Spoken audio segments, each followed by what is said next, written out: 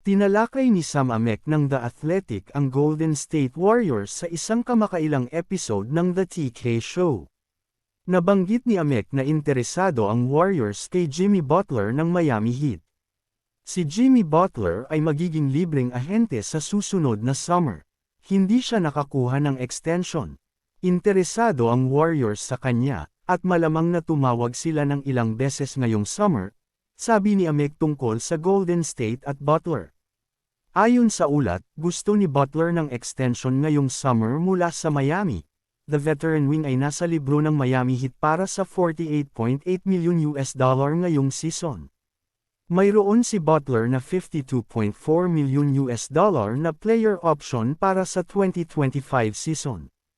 Nawala ang malaking halaga ng sweldo ng Warriors nang umalis sina Klay Thompson at Chris Paul sa team ngayong offseason.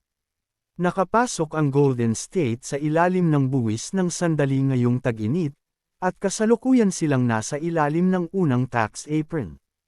Inaasahang nasa katulad na sitwasyon ang team sa susunod na offseason. Mayroon ang Warriors ng ilang mga kontrata na maaari nilang pagsama-samahin sa isang potensyal na trade para kay Butler.